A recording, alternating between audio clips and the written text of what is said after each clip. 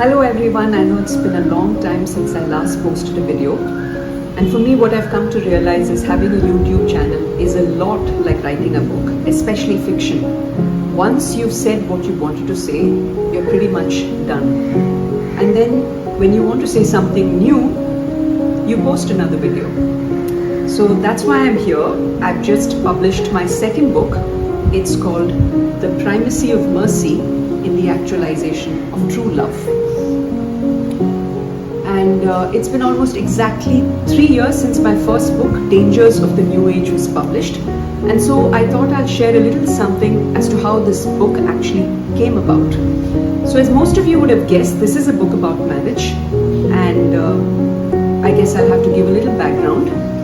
But before I do that, let's sort of go back a few years, actually many years. This happened when I was about 7 or 8, and we were on summer vacation and had gone on this, to this carnival-like setting. There was a magic show and being performed by this really well-known magician of that time. The next thing I know I'm on stage, and I was petrified, of course, because I didn't know what to expect. All he told me was to look in the direction of his hands. That's what I did, and that's all I can remember. When I woke up, which was probably about 15-20 minutes later, I was told that I was hypnotized, laid on a cot, or what appeared to be a cot. The legs of the cot were removed, and I was floating in the air. So quite the magic for those days. Except that, most of my cousins were younger than me, and one of them actually thought I was dead. So, he was petrified and he was yelling and crying aloud. So what's the relevance of this story? The 4 legs are akin to the 4 pillars in our life: wealth, power, pleasure, and honor.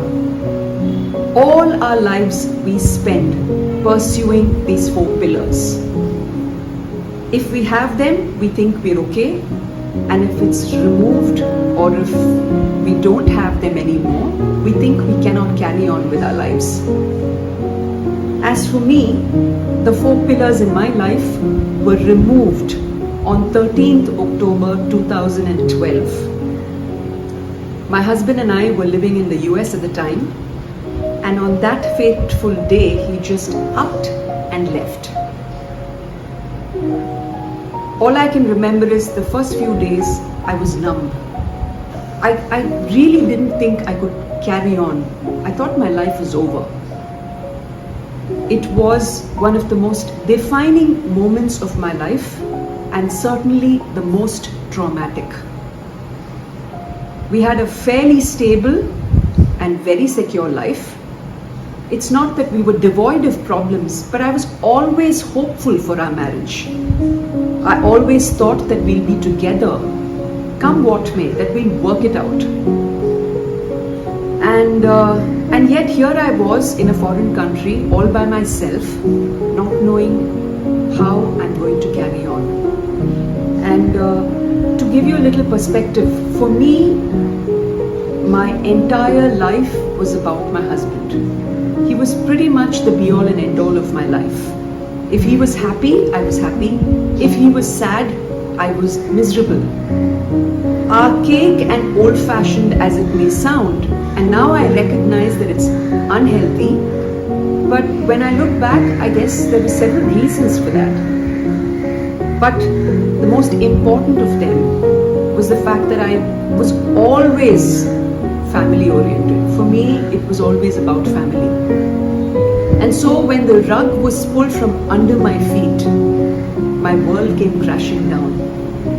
And as in the case of most traumas, you tend to take on the shame. And that's what happened in my case as well. And so I remember distinctly that I shared with very few people, perhaps with a handful of people. My sister happened to be one of them. She was in India. And she was of enormous support to me, and I would have to say that the reason why I'm alive today is probably because of that support.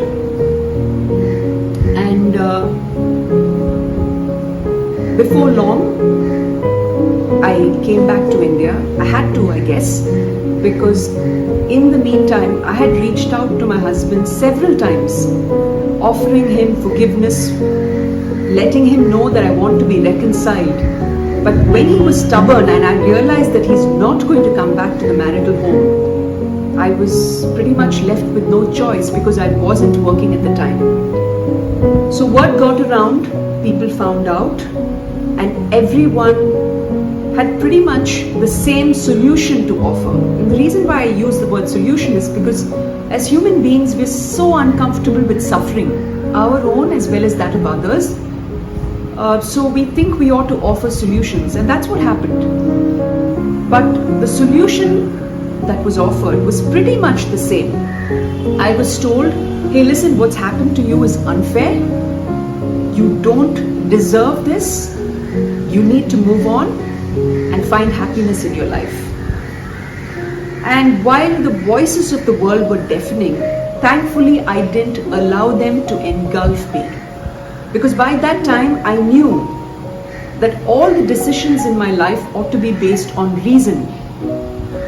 Most of us, who are married, we know that life is not a bed of roses. It's not all hunky-dory. It's not about feelings and emotions. Love means to will the good of the other. Love is a decision. So I was very clear that every other decision that I took ought not to be based on feelings and emotions. And so I found myself a little over a year later in a 10 by 10 square foot room, a hostel room to be precise, in an institute for marriage and family, wanting to know the answers.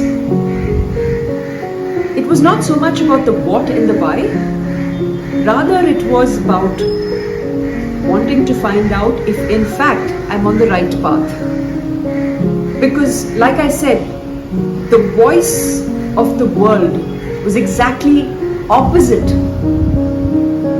exactly contrary to the decision I had taken. Because in the interim, I had taken a decision that I would never get remarried. And so I wanted to find out, was I on the right path? Or was I in fact being foolish and stupid as the world was telling me? So I delved into scripture, I delved into what the saints had to say, I delved into what the philosophers had to say. I wanted to know, what is marriage? What is the significance of the vow that I took in sickness and in health, in good times and in bad times, till death do us apart? What did that mean? Was that love conditional as long as it suited me? What were the circumstances that, where it was okay to separate and divorce? Was lust one of them? So incidentally, to give you a little background without getting into too many details, the reason why my husband left was because his infidelities came to light, and when he got to know that I had just found out, he was too ashamed, full of guilt, and he left. So I wanted to know, was lust really unpardonable? And so like I said, I delved into research, and as one of the famous Catholic authors, Flannery O'Connor, once said, I write to discover what I know. That's pretty much what happened with me as well. The most joyful outcomes of this book for me was that I received validation for my decision. I didn't set out for it to be this, that way, because I was open, I was receptive. It was okay for me to be proven wrong, but that's not what happened. And the other joyful outcome was that I did finally find meaning in my life.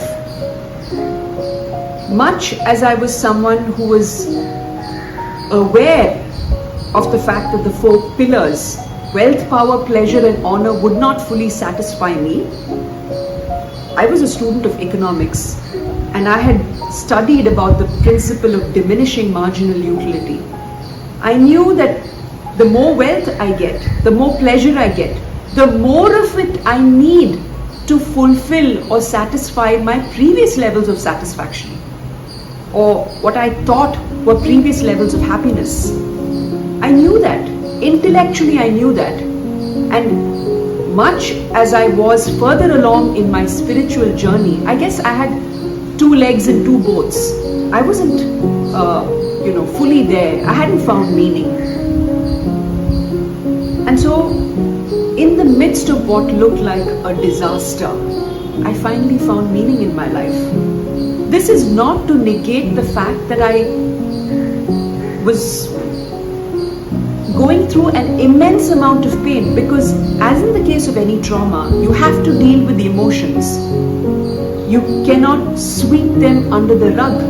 You have to deal with the pain of abandonment, rejection. I had to make sense of my life 13 years into my marriage. Everything that I thought I had was stripped from me. I had to pick up the pieces of my life and make sense of it. But that's exactly what happened. In those dark days and nights, while I cried myself to sleep, God was in fact gracious to me. He helped me understand the purpose and meaning of everything that I was going through and everything that I went through. And so here I am, 10 years later, and wanting to let you know that I have survived. I have not just survived, I have finally found meaning.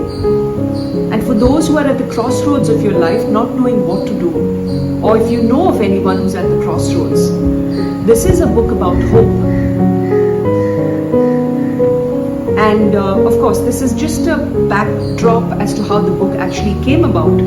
The book itself covers several facets, like, for example, what is God's purpose for marriage?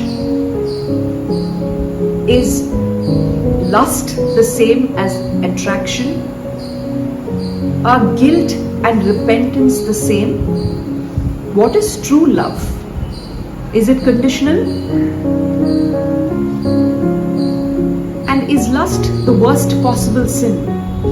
We know the hierarchy of sins, or at least we've heard of the 7 cardinal sins or the 7 deadly sins. Is lust in fact the worst? Because I've actually heard a lot of people, including celebrities, and when questioned, one of the common answers is, hey, there's a lot that I will accept in a relationship, but the one thing I can't accept is infidelity. I cannot accept it if my partner cheats on me. And these are not exactly very moral people. So I've often wondered to myself, why?